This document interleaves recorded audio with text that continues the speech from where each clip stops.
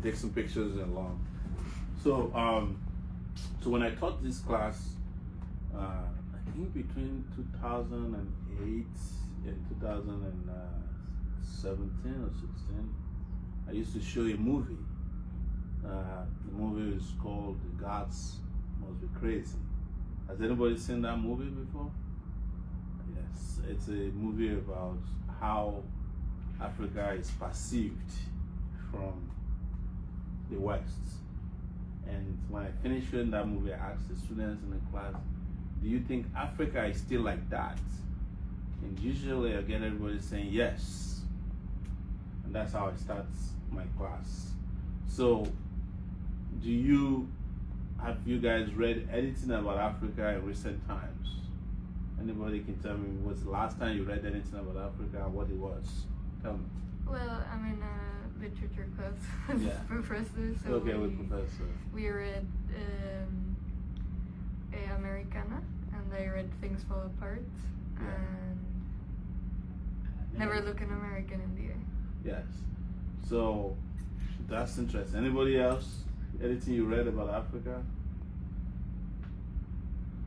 So I also do read about Africa a lot because Rudolph and I used to produce African News in New York. It's a company called Sahara Reporters. We have like a TV, radio, and a website known as Sahara Reporters, which you have been taught about. And what we typically report is what is happening in Africa on a daily basis. And I also understand that Post-Colonial African History is a history of Africa as it connects to different parts of the world, especially the East and the West. And the West is America and Europe. The East, interestingly, is China. So as long as the African history has been post-colonial African history, China, America, Russia, which used to be known as the USSR, and Europe have been the contending forces. The only difference is that China has never occupied or colonized an African country. And as a result, their intervention on the continent of Africa was more like trying to help Africa liberation movements. By the way, when I was in detention, one of the books I read was about the Chairman Mao, and it was talking about his relationship with the African continent, how China tried to help a lot of African countries, why America was also trying to get involved in Africa. And I don't know if any one of you know about the Congo in Africa. Anybody heard about the Congo? Yeah? What do you know about the Congo? Tell me. It's in the middle of Africa. Yeah, the middle of Africa. And it's one of the biggest countries in Africa, and it has some of the biggest resources in Africa available. But it's also a place that has been war from the beginning, because when the Congolese people wanted independence, they were confronted by the West. The West didn't like the leader of Congo, and they were trying to impose, or they eventually imposed their own candidates on the Congo. And the guy was in power for a long, long time. And being in power for a long time became one of Africa's biggest problems after independence. And how many of you know how many countries there are in Africa? Do you guys know? About 54 countries in Africa. Anybody here knows, apart from the Congo, anybody know any other African country? Oh, no, I didn't know you wanted to do this. Okay. No, all right. Okay. No, okay. No, that's fine. Keep it that way. I want to show them something about Africa. Yeah. So, yes. So this is, yes. pull it up a little bit more. So this is the continent of Africa. I don't need to tell you that. But the interesting thing about Africa is that it is bigger than this map in landmass. To the point that if you bring China, it can take the whole of China, in addition to the people of Africa. If you add India, it can still take it. And where we come from is Nigeria. And the way I describe Africa is that it's like a pistol. If you turn this around, it looks like a pistol. This is the trigger, Nigeria. And South Africa is the nozzle. And you know that thing you use in, what's it called? Telescope. It's the one that gives you the, yes. That's Madagascar. And this is the whole base of how Africa is. And this is West Africa, you have been told. This is East Africa, you know, this is South Africa, and this is North Africa. And all these places at one time or the other had different Western government in charge. Nigeria was colonized by the British. South Africa was colonized, well, the land was stolen by the Dutch, people from Netherlands. The only African country that was never colonized, anybody know what the country is? Ethiopia. Ethiopia. But it wasn't as... Answer the question. Me? She did. Yeah. They know. Yeah. Do you guys know? Yeah, Ethiopia. And the reason Ethiopia was never colonized was not because they didn't want to colonize Ethiopia, but they have been fighting and they have one of the strongest army. And Italy tried to colonize Ethiopia several times, but they defeated them, so it became free. The only African country that was not colonized in West Africa, do you guys know it? Huh? Do you know it? It's Liberia. It wasn't as if they didn't want to colonize Liberia, but they dropped African American slaves who were slaves back into Liberia. So Nigeria, Togo, and Benin Republic used to be the slave coasts. And you guys saw President Biden yesterday or so. Anybody know where Biden is now? He's not on the beach. Biden is in Angola. Yeah, right now. And he's visiting Angola apparently to talk about America's regret for slavery. Because a lot of Angolans were shipped to the US and other parts of the world as slaves. So,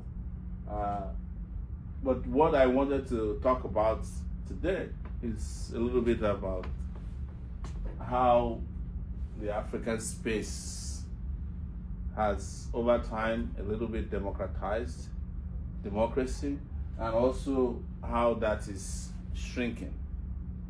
Because a lot of African countries that used to be doing elections have now been taken over by military rulers. And you guys are aware of that, right? There's a country called Burkina Faso. It's under military rule now. The guy is such a good military guy, he carries pistol everywhere he goes. Guinea is under military now. I think Niger, right, is under military now. I think, is it Mali or so? Mali, yeah. Yes. So all these guys are back to military. Nigeria still under civilian rule.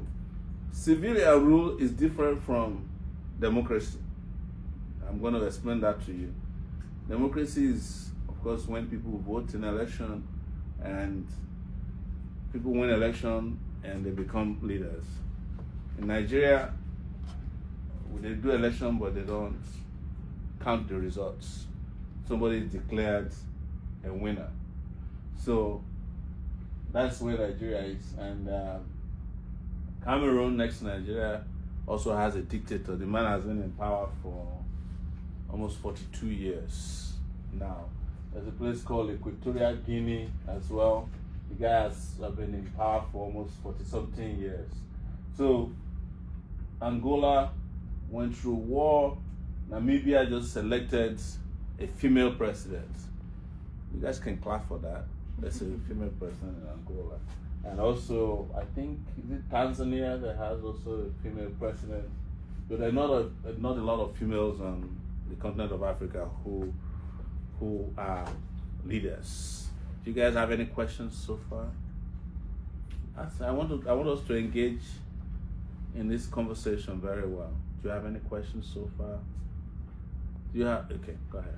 Can you expand more on how they choose the president for Nigeria if they don't exactly count? So yes, Nigeria is interestingly a mirror image of U.S. democracy. We have a president, and we have governors, and we also have like local governments. We have senators, and we have members. So we have Congress. We call it the House of Representatives, almost like the U.S. So normally we are supposed to have elections, just like U.S. have elections. But when it comes to the election time, they have a way of working with police, army, and they just change the results overnight and announce somebody. It's very corrupted election. So you will understand. You know, you guys just had election in America, like the U.S. Was it not how many months ago? Yes, ma'am. So if Donald Trump had not won, you will understand what it means to rig election. He will say that the elections were stolen. So whereas Donald Trump didn't complain of stolen election this year, in Nigeria, election is stolen every 4 years. Does that make sense? It's because the election process is not transparent, free, or fair. So I ran for election in Nigeria twice now, and I ran for president. If I won, I wouldn't have been in this class today. If you come, you come. If I came, security. they have to shut down this whole building. So I would have been an African big man. But that's not the intention. In fact, I had told Rudolph that if I won, I would still love to come to the class so that you can at least see an African president in person. But that's on the lighter side. Any other questions for me? Do you have any questions? Are you gonna run again? Well, maybe when the cameras are off. I don't know yet. So I'm more focused on fighting I'm more interested in the revolution in Nigeria. And it's just, I'm tired of just running because we already would know the election results, even though we know we're better than the people who are there. If you're not going to run, but you have a political party, what happens to the political party? Well, if I'm not going to run, the political party that I set up in 2018 with my colleagues and friends, presents candidates for local elections. They present governorship elections, but most of the elections are the same.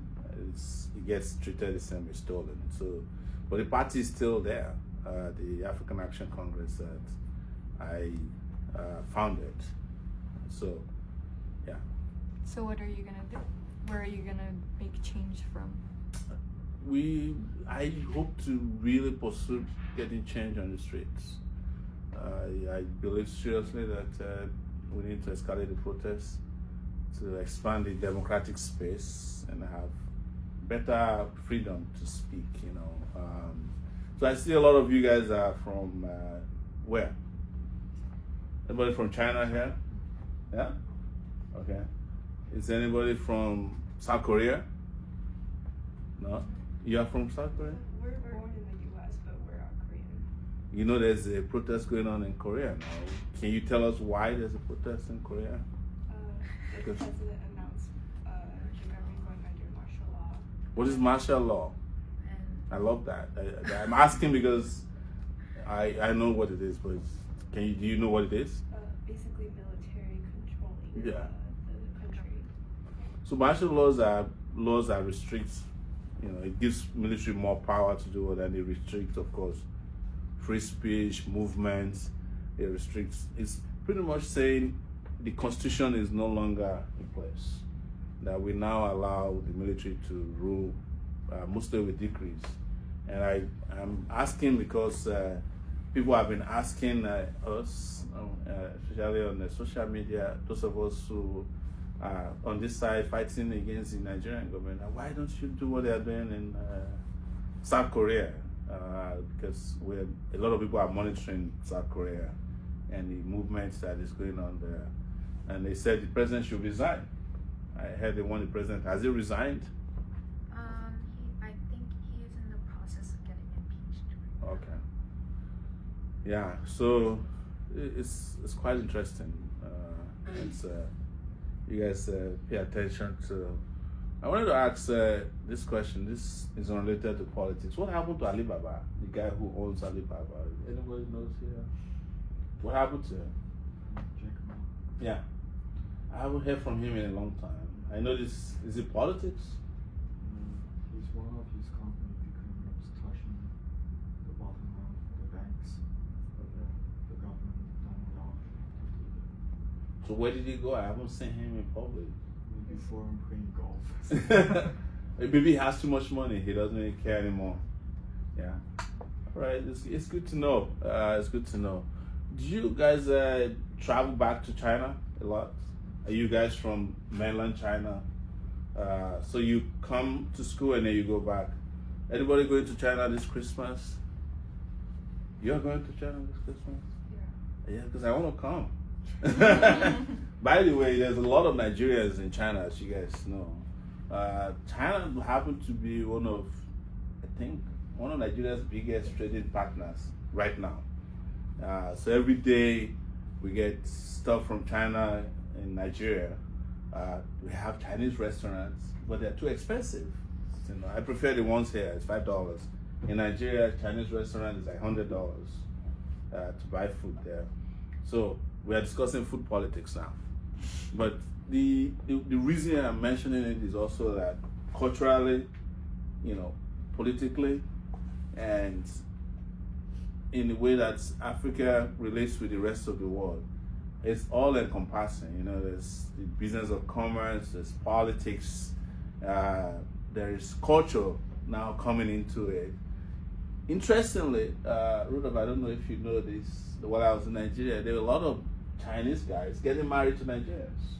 I'm serious, especially the males. So we treated a case on Sahara Reporters where a Chinese guy had a lady and ran away. And but the Chinese embassy was helping the lady to reunite with the guy. So there's a lot of Chinese guys in Nigeria, for your information. So if you want to study abroad in Nigeria, who are very grounded, there's a whole Chinese market in Lagos, purely like Chinatown in Lagos. Yeah, it sounds funny, but it's true. So when I become president, you can come to Nigeria to work with us. So is there any one of you who heard anything about Nigeria before you came to this class? Nigeria in particular? Yeah, I have a Nigerian friend in Beijing. In Beijing? Yeah, but he speaks Chinese. Yeah. He's a student. Wow. Yeah, that's interesting. Wow, that's very interesting. I have friends in China as well who are Nigerians. In fact, when I was campaigning to run in Nigeria, they invited me to China to come and campaign in Beijing, but I never went to. I didn't get to travel to Beijing. Maybe next time, if I ever run again, maybe I'll go to China. Another person have questions? Another question? I have a question. Yes. So what's happening in South Korea? I wanted us to discuss it in this class. Yes. Do you think that it's possible for something like that to happen in Nigeria? It's very interesting. And this is part of why I like the question, is to go back to our South Korean sisters here. What do you think mobilized people in South Korea? Because yes, there's a martial law, there's provision for it, but there's always something that leads to something. And what made people to come out? What do you think that was?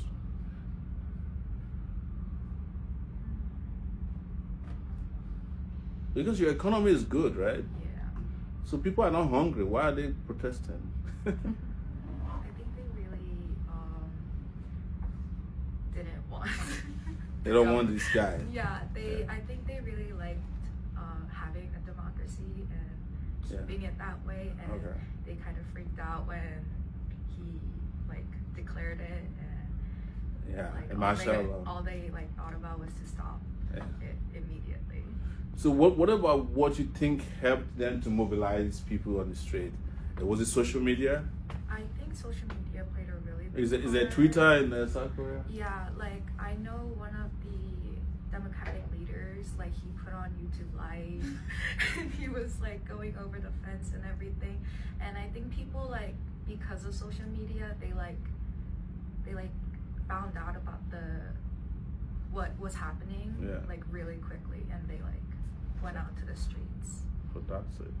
So social media. What about the demographics? Who do you think mostly are involved in the protests? Is it younger people? Is it the Gen Z people? I think a lot of younger people were really protesting. I know like a lot of the older generations were out in the streets actually protesting, but a lot of the younger generations were like kind of spreading the message around more. Okay. So let me guys ask this foolish question about China. Do you guys have social media inside China that's different from what we know? You mean social media? Like, do you have like your own brand of Twitter? Weibo. Huh? Weibo. Oh, okay. I think I've heard about it before. And do you have like your own brand of Facebook too? So you have everything else that the rest of the world has, Yeah. but there's a firewall not to join Twitter and the rest. You know, what do you see as the level of interest of young people in China in politics? Pardon? Do you think a lot of young people, your generation, are you interested in politics in Yeah. China? Yeah. You are? Almost everyone. Wow. How though? How do you engage? Because we have so many classes Okay. about the politicals, Okay. and and the news is often to report about it. So, but how do you feel like this large scale sources of news that is different from the government, or is the government that controls news? It's true, but it's not like to just to report some good things, but also bad things, but to hide some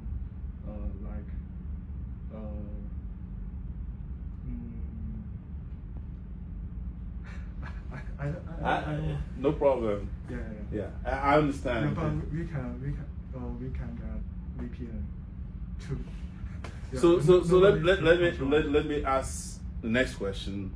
When the election in the US was happening, what was going on in your mind? What was your reaction? You know, were you interested in the US elections? Yeah. Yeah. Yeah. Wow. I just don't like Trump. Yeah, because he has so many politics against China, like economic politics. Okay. Yeah, I don't like Trump either. So I don't know if anybody likes Trump here, but I'm just saying that's my own personal opinion. Because what I realized about Trump is that somebody can tell you they don't like Trump outside, but they like Trump inside. That's how Trump won election in the U.S. But I also feel like he's too like overly racist, and the people that surround him are not the type of people that I. But let me shock you.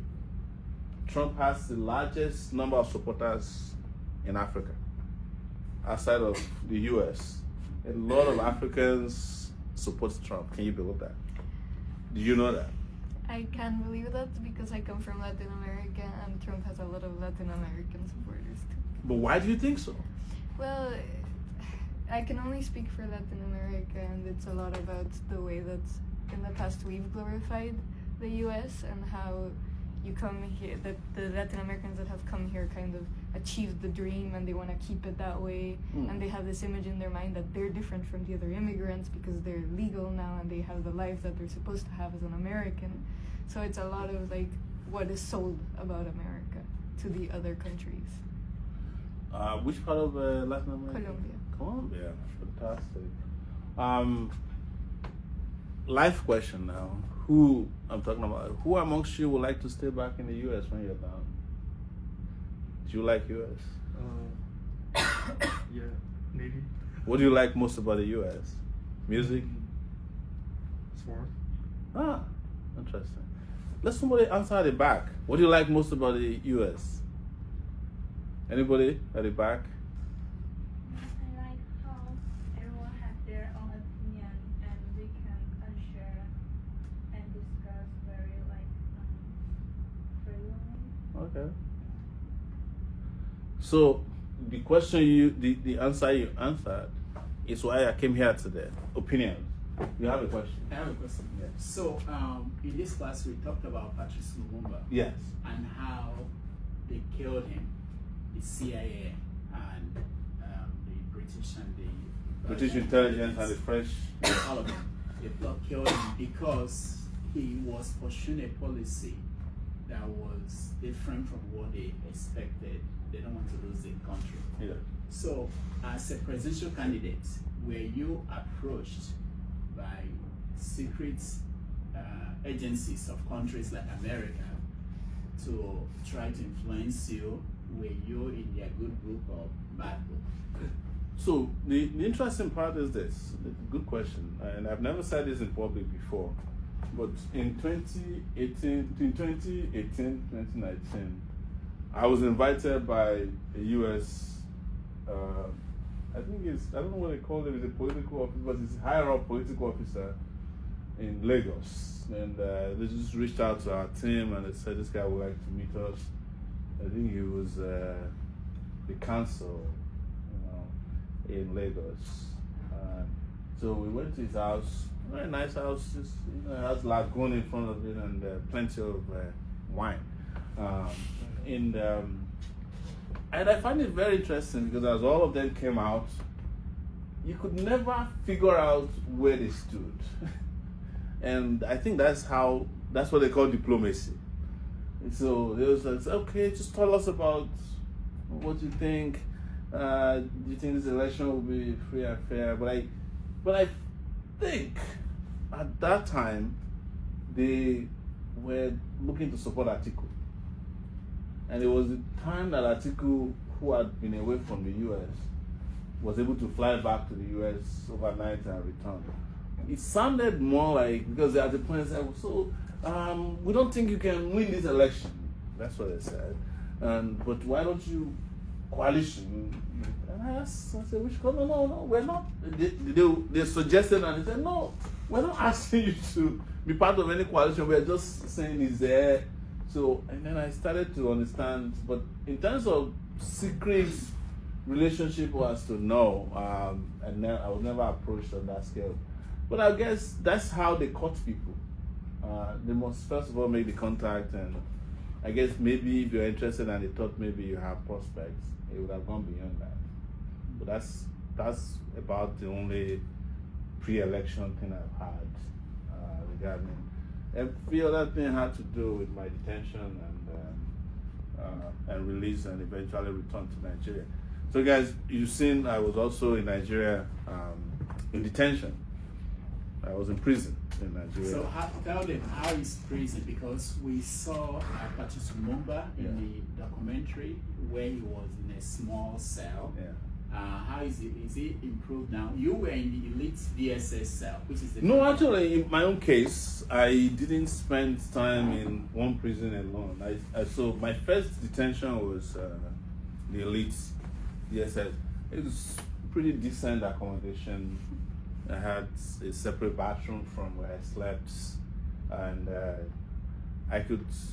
At the point I had AC that broke down eventually. And the reason I had an AC was because it was a guy who was detained there who was a rich guy, so he bought an AC and they couldn't remove it by the time I got there. The guy's dead now, Patrick Uba. Ifeanyi Uba. Ifeanyi Uba, okay. So wow. I was staying in the room that he stayed before. And the interesting thing was that when he was in detention, nobody knew he was in, because he had a deal with them not to reveal it. I didn't know. Yeah, he was detained, so I benefited from his corruption.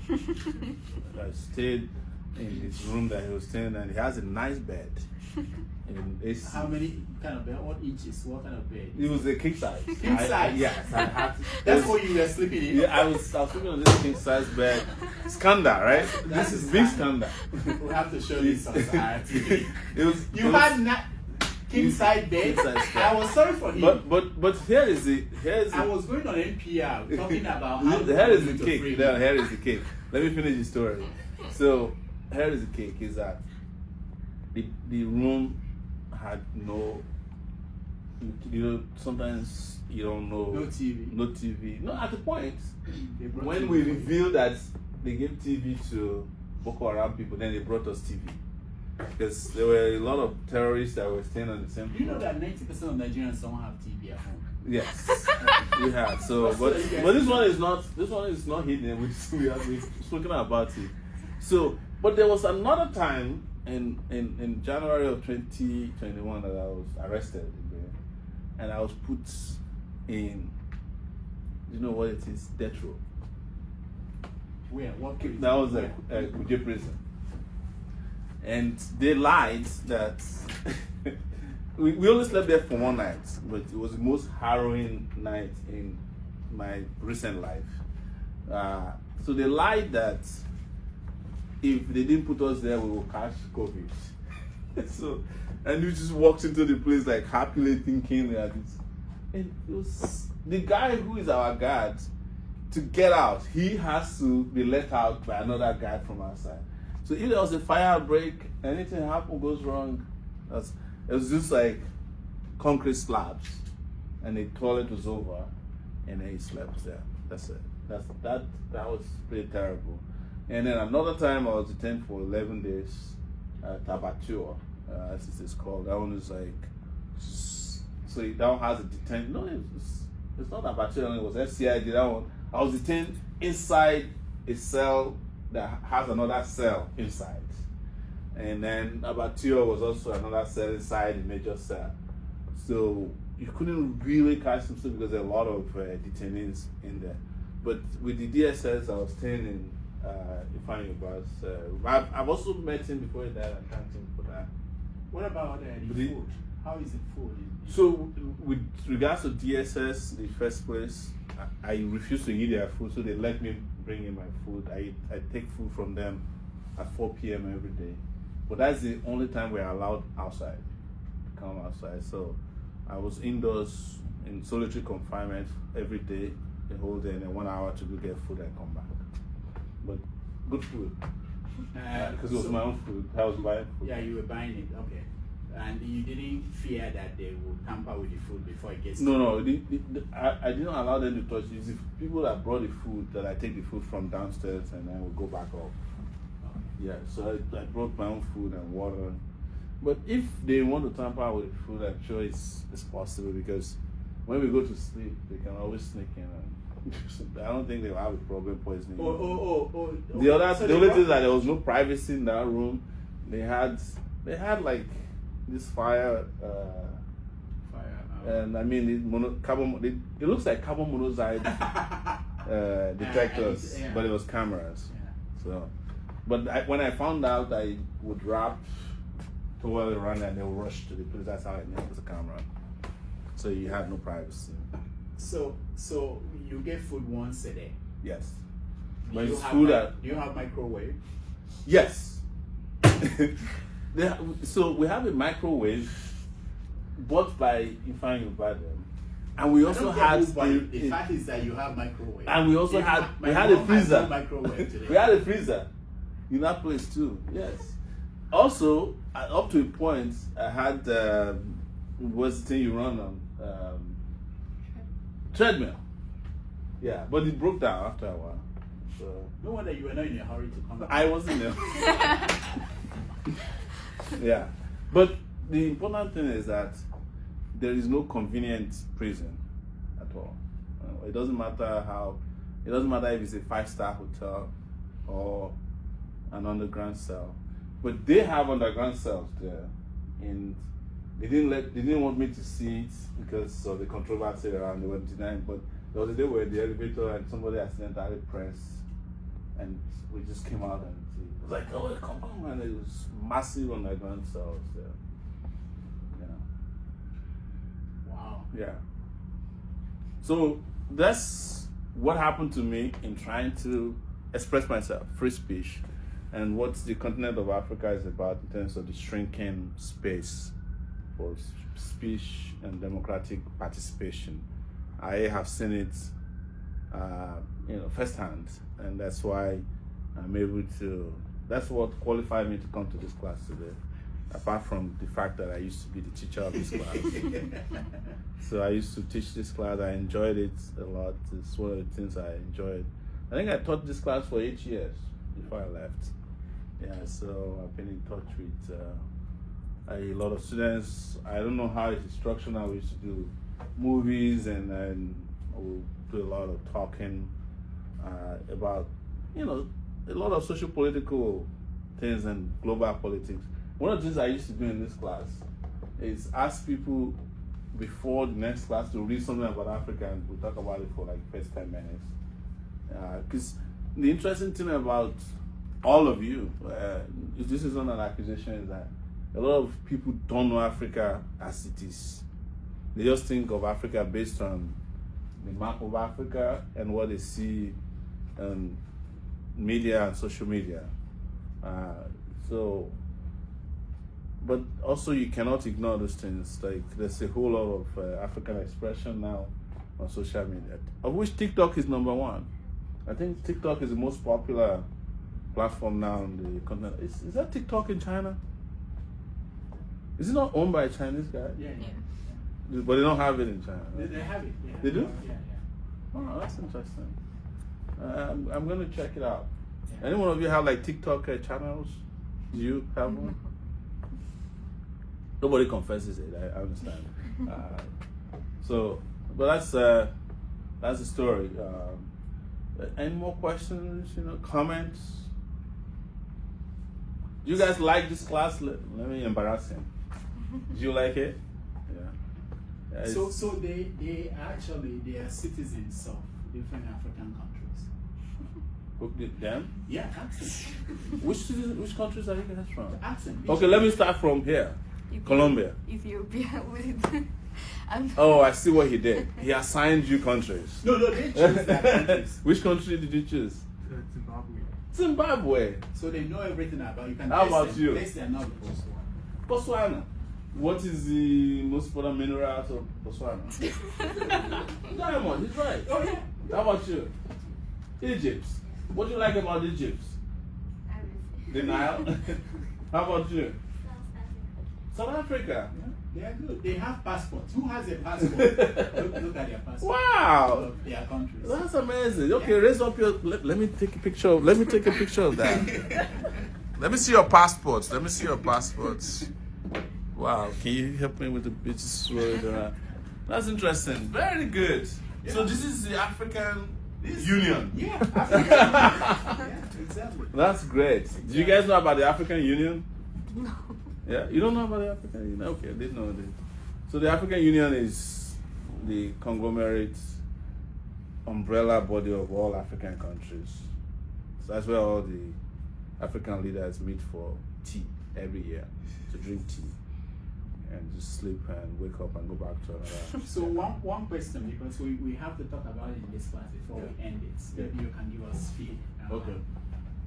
How do you see China's relationship with Africa? Is it good? Is it bad? Is it different from what Europeans did when they were in charge of Africa? Are we in another, what they call the second scramble for Africa? Because if you look at Biden, why he went to Africa was to go and counter China's influence in Africa. Yeah. And that was why he started building, or they're building the, what they call Lobido corridor, Okay. which is a rail track that crosses. Yeah, I was Angola. surprised 3 days ago when I heard him talk about that Africa is part of even the U.S. infrastructure bill, because the U.S. typically don't care about infrastructure anywhere, and China has been a partner with Africa in terms of infrastructural development. What I find interesting about China's relationship with Africa, this second scramble, is that the first time China was involved with Africa, China was very politically involved in Africa. In fact, China used to clandestinely provide African leaders, independents, and leftist leaders with support, weaponry, money.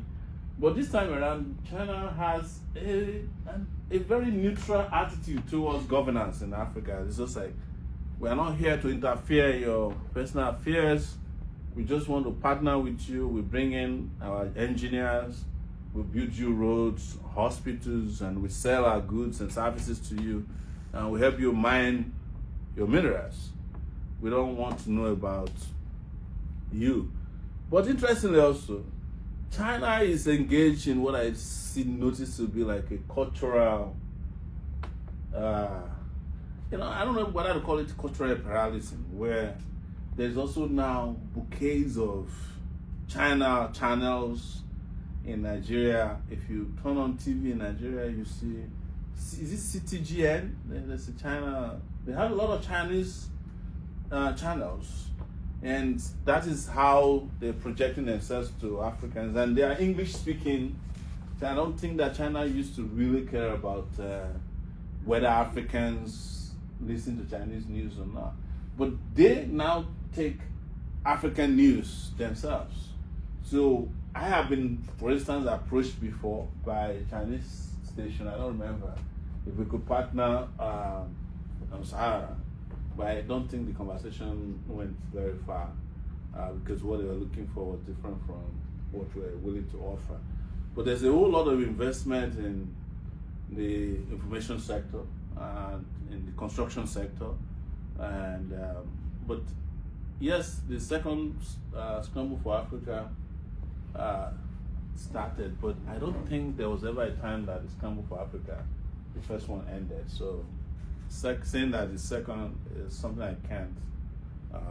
But China has been the alternative power backbone of a lot of African countries, especially in the infrastructural development. So the question is it good? Is it going to be good for Africa, better for Africa? Are Chinese businesses and interests in Africa better than that of Europeans when they were in control? I would say that there's a good part of it, which is the fact that Africans have the alternative partnership to build infrastructure. And the competition that China is providing is only the reason why the US is even thinking about a railway corridor. Otherwise, they were mostly interested involved in crashing planes of leftists and killing people like Lumumba. So I think that's positive in a way. But I wish that China has a moral position on leadership and governance in Africa. So I guess when I become president, I'll find out that. But if I were to be president of Nigeria, I will relate with all this country based on the interest of Africans. Because Nigeria used to be that lead on the continent of Africa that everybody related with to discuss Africa, because Nigeria was a big brother in Africa. But we've lost that role due to bad leadership. And now, I was having a conversation before I came here. The US is more interested in supporting Egypt and South Africa for the United Nations Security Council position, because Nigeria has lost the support of all these Boy Scouts who have taken over power because of the way they felt like Nigeria was involved, even in creating some of those bad leaders and encouraging them, especially in Guinea, where the current president of Nigeria was very heavily invested in the corruption that was going on in Guinea, and even had a Guinean passport for a while. So I think it's important that Africa gets its own diplomatic face properly assembled or recreated, so that they can dictate to these other countries what they want, whether it's China, Europe, or America. That is what I think. But I must admit that there's almost a frenzy that any country that is relating with China, the US is almost like jumping at you, like immediately, like jumping on your back, you know, what's going on. They want to know what's going on there, you know. It's like you're taking their girlfriend, you know. Yes, like, what are you doing with China? So, but that's what I've noticed about the US. It's almost a crime for somebody to be in the good books of. You cannot be in the good books of US and China at the same time. Almost impossible. But a lot of African leaders know how to navigate it because they need it for their own personal pockets and not their people's. But Trump sent out a tweet this week, Yeah. where he said that any country that joins BRICS and decided to dump the dollar, that the country will pay, that they are going to eat. They heavily for it. Openly said that. So that means, and if you read the Project 2025, they talked about South Africa paying for joining BRICS, that South Africa has to choose whether it will follow China or it's going to be on the good books of United States. So the thing I've noticed about Donald Trump is that he's going to find out very quickly that he can't go find the country of Twitter. It's a second. He tried it first time. I don't know if he learned anything from it.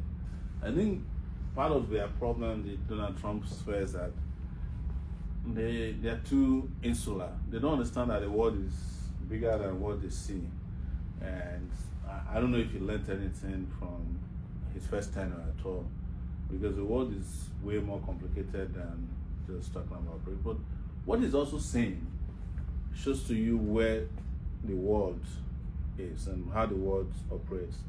And that's the fact that, as I've always said, the biggest commodity the US has to offer the world is not aeroplanes or warplanes or weapons and such.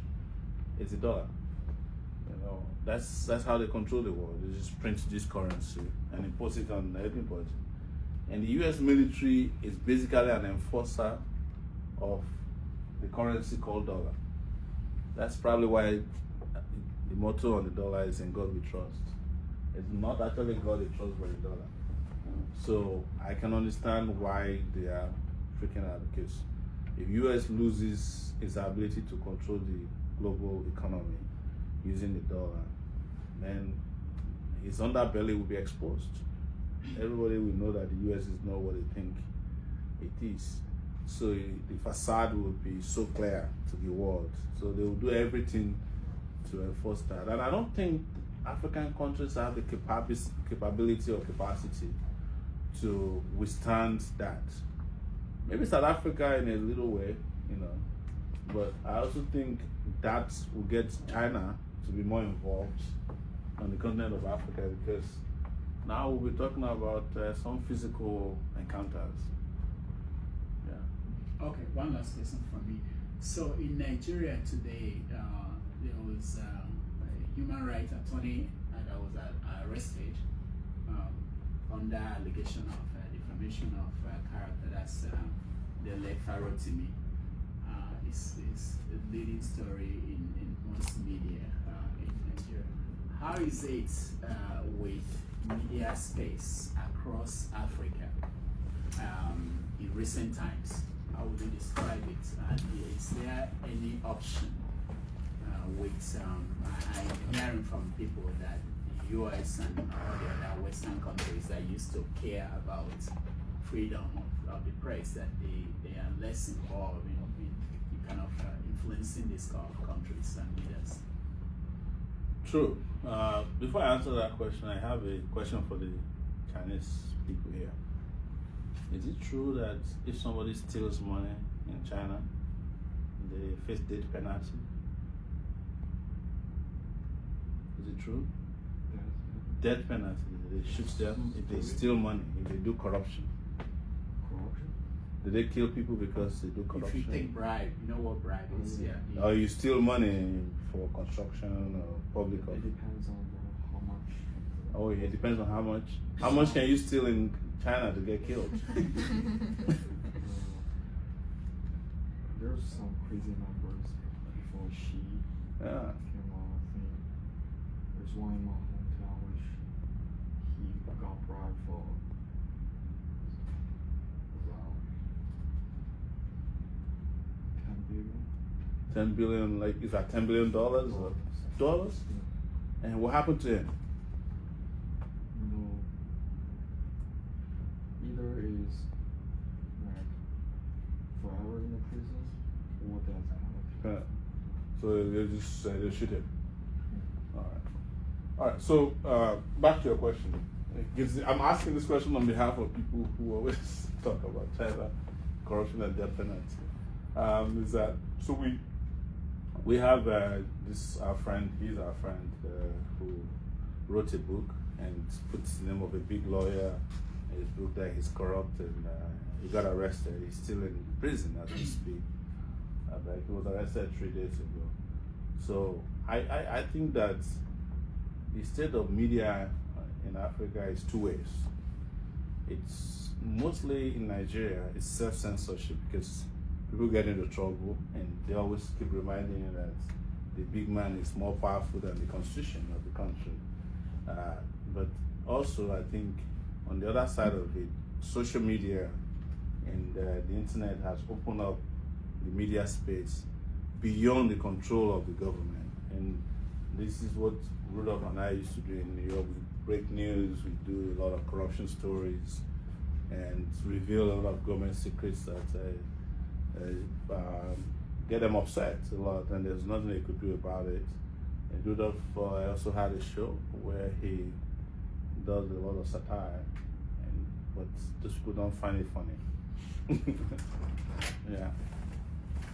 So, is there another question from the? How are you gonna get? You're saying that you want to get people to protest and really foster that. How are you gonna do that? We mobilize people, and we keep trying all the time, and sometimes it's good, sometimes it's not as good as you want it, but you got to keep going until you win. And in this Nigeria is a very complex place because of ethnicity and religion. I think Nigerians and South Koreans have similarities in religion. I think you guys have like a lot of big pastors. Right? Do they still do that in South Korea? Like big churches? Oh yeah. Yeah, because I heard a lot about South Korea having big pastors. In fact, there are a lot of Nigerian pastors that used to go to South Korea for what's it called, the crusade and all that. And I think some used to come to Nigeria.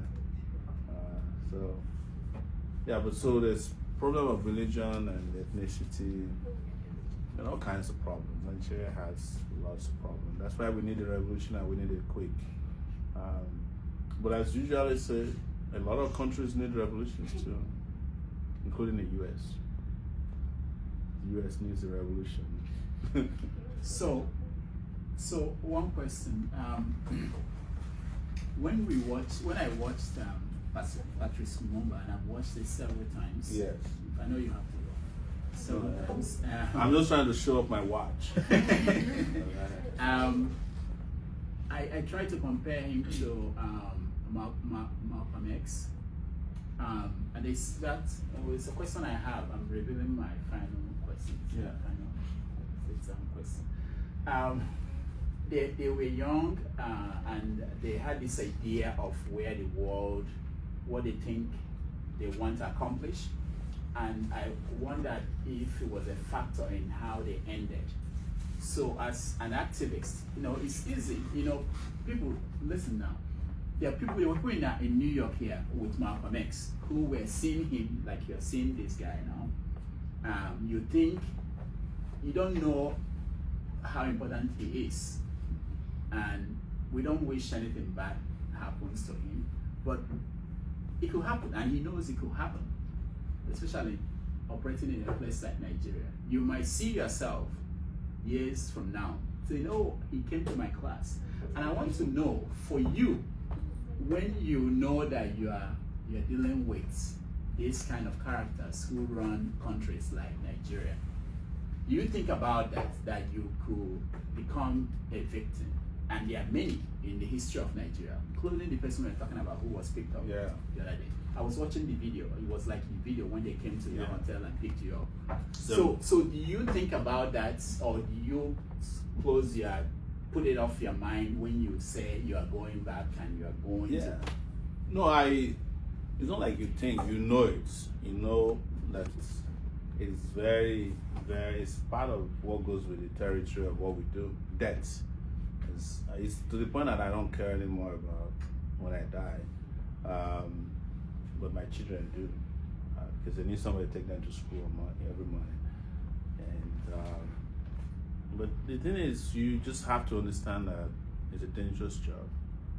Being an activist is the most dangerous job probably in the world, and that has been proven time and time over again. And there's no place that is safe for an activist. You guys heard what happened in New York City yesterday. I'm not saying that the CEO of that United thing is an activist, but if you have heard the conspiracy theories this morning about it, that the guy might have some secrets, and they had to kill him.